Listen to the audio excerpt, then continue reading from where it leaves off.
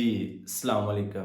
अच्छा जी, एसईओ की फ़ील्ड के अंदर और गेस्ट पोस्टिंग की फ़ील्ड के अंदर काम करने वाले लोग ना थोड़ा-सा ना एक्टिव हो जाएँ। उसकी रीज़न क्या है कि अभी ना गूगल की कोर अपडेट आई है, दिसंबर अपडेट, जो कि 11 दिसंबर को स्टार्ट हुई थी और 29 दिसंबर को एंड हुई है। मतलब कि 18 दिन गूगल की ना अपडेट चली है।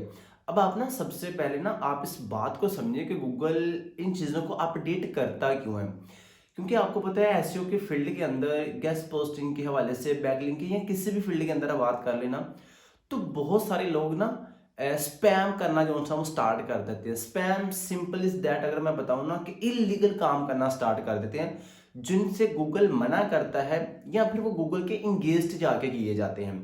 अब पर गूगल ने ऐसी वेबसाइट का तहस नहस कर दिया है जिन्होंने या तो प्रॉपर एसईओ की स्ट्रेटजी को इंप्लीमेंट नहीं किया था या फिर गेस्ट पोस्ट करते हुए बैकलिंक्स बनाते हुए उन चीजों को मद्देनजर नहीं रखा जिनको गूगल प्रेफर करता था।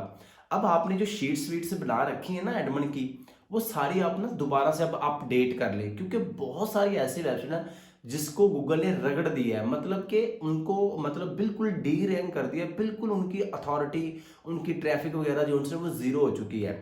अब आप ना इधर गेस्ट पोस्टिंग करने वालों के लिए ना एक खुशी की बात भी है।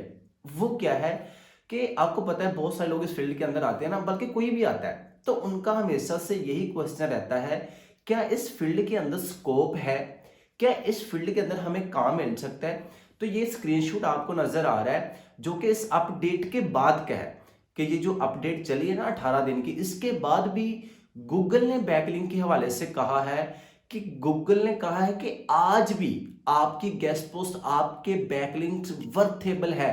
बट अगर उसके अंदर दो चीजें नहीं है तो भाई ना आप गेस्ट पोस्ट के अंदर काम कर सकते हैं और ना ही आप इसको प्रॉपर तरीके से लेके चल सकते हैं और ना ही आप अपने क्लाइंट्स को फायदा पहुंचा सकते हैं।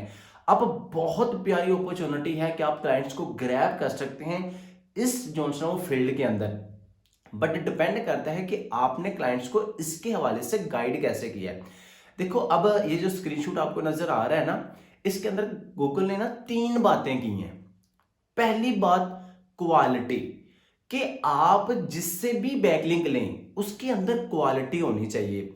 अब जैसे कि मैंने पिछले 3 से 4 वीडियोस अपलोड किए, उसमें मैंने बताया था कि बहुत सारे क्लाइंट्स ऐसे हैं जो अब राइट फॉर अस वाले पेजेस को ज्यादा प्रेफर नहीं करते। मतलब ये नहीं है कि वो करते नहीं है, ज्यादा प्रेफर नहीं करते। उसकी रीजन क्या है, गूगल इस चीज को डिटेक्ट कर लेता है कि भाई ये तकरीबन ओवरलोडेड बैकलिंक्स लोगों को जो है वो रेफरिंग लिंक्स जो है वो दे रहे हैं, जिससे गूगल इस चीज को जज कर लेता है कि ये कंटेंट का ख्याल नहीं रख रहे बट जो है वो लिंक दे रहे हैं, जिसकी वजह से जब गूगल की प्लेंटी लगती है, गूगल की हिट लगती है, ये गूगल की जैसे अभी अपडेट आई है तो गूगल ने काफी सारी वेबसाइट को जो है इसके अंदर रगड़ा है। तो क्लाइंट इन वेबसाइट से बैकलिंक जो है वो प्रेफर नहीं करते। देखो अभी आपके लिए बहुत बहुत ज्यादा 2026 के अंदर अपॉर्चुनिटी है आएगी कि भाई आप इसके अंदर सीखो, बिल्कुल डेफिनेटली सीखो। इसका स्कोप देखो, अभी इतनी अपडेट्स आ चुकी हैं। गूगल ने कभी नहीं कहा कि आप गैस पोस्ट ना कराओ या बैकलिंक्स ना बनाओ। गूगल कहता है बैकलिंक्स बनाते हुए तीन बातों को मद्देनजर रखते हो। जिसको आप जो है वो लिंक ले रहे हो वो क्वालिटी की वेबसाइट होनी चाहिए, और जिसको आप दे रहे हो वो आपके रेलिवेंट होनी चाहिए। मतलब कि देखो हम बहुत सारी चीजों को, आपको पता है जब हम behind the scene guest post के जो ऑनर्स होते हैं ना उनको पैसे दे रहे होते हैं ना, तो वो कंटेंट की क्वालिटी का ख्याल नहीं रखते। वो जहां पे जितने लिंक आते हैं वो ऐड कर देते हैं।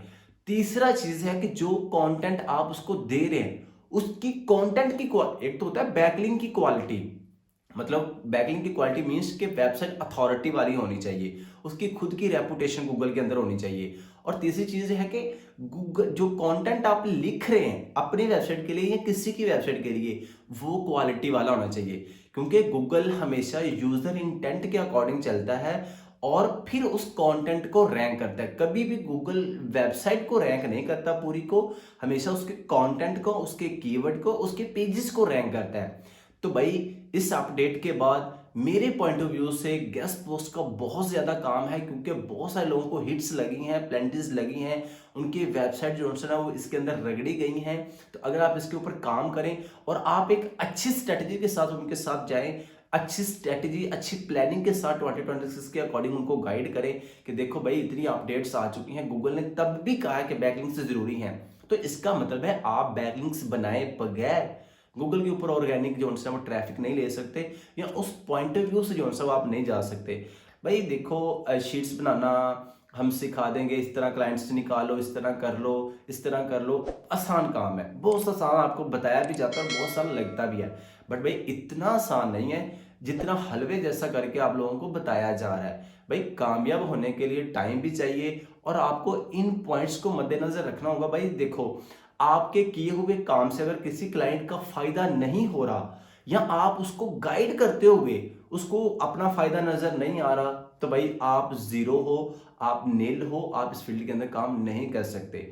जब तक बिल्कुल सारी स्ट्रेटजीज क्लाइंट के पॉइंट ऑफ व्यू से आपको नहीं पता होंगी, या आप क्लाइंट की जगह पे बैठ के इन चीज़ों के बारे में नहीं सोच सकते, तो भाई गेस्ट पोस्ट में कामयाब होना मुश्किल नहीं बल्कि नामुमकिन भी होगा अगर हम चीज़ों को मद्देनजर नहीं रखेंगे।